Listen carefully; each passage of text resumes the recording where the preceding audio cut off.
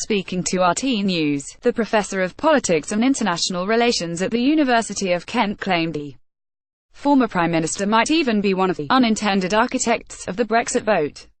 He said, "The Remain campaigners are choosing the wrong message, and the message that they are trying to convey that actually asking the electorate to think again, to go back and to reflect on that moment. You know, the electorate is not going to listen to Tony Blair and John Major. Tony Blair is widely unpopular and also seen by many people in Britain as part of the reason they voted to leave. The unpopular reforms on freedom of movement, the marginalisation of the working class, the direction of New Labour onto the centre ground, all of those reasons, I would suggest, would actually leave Tony Blair as one of the architects, the unintended architects, perhaps, of the Brexit vote." RT GETT Brexit News. Professor Matthew Goodwin explains why Remainers like Tony Blair lost the Brexit debate. Speaking at the UK in a Changing Europe conference on Thursday, Mr Blair renewed his attempt to call for a second EU referendum. The former Labour leader argued that Theresa May is trying to avoid spelling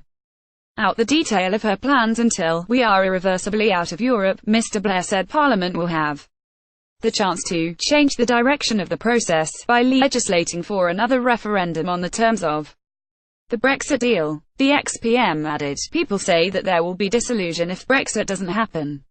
Personally, I doubt this if it is the result of a fresh say on the final deal, but even if true, the bigger disillusion will be when those who voted for Brexit because they feared the future shaped by free market globalization, realize they are now conscripts in an adventure to embrace it more fully. This is the awesome responsibility which now rests with Parliament." Tony Blair is widely unpopular and also seen by many people in Britain as part of the reason they voted to leave. Matthew Goodwin. Mr Blair also said there was a dilemma about whether the UK would continue to have a close relationship with the EU, or whether there would be a more abrupt departure. He said that decision could change the whole nature of the debate. If you solve the dilemma in favour of staying close to Europe, you're going to disappoint the Brexit people, and if you go to the other side and end up with a clean break, then you're going to do significant damage, and business is going to be saying that. He said, at a certain point, they're going to have to resolve it.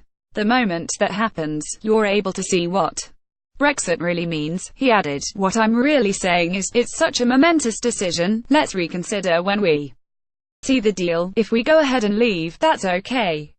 You'll hear no more about changing the decision from me." Former UKIP leader Nigel Farage, who also joined the conference on Thursday, said that Remainers are now starting to sound repetitive and to look silly after playing a short recording of Mr Blair's speech on his LBC show. Mr Farage said, he went on to say that he wanted Parliament to vote down the deal to force a second referendum, but he also said that if that does not happen and if we don't get a second referendum, he will stop talking about Europe. That's kind of what I call an incentive. That's my view. I spoke at that conference later on in the afternoon, and I've been around TV studios on Good Morning Britain debating with Lord Adonis, and I was one of those people who 4 or 5 months ago I was really concerned. I could see a never-ending string of Remainers going to Brussels, meeting Mr Barnier. I could see through the newsfeed every week that the Remain campaign was highly organised.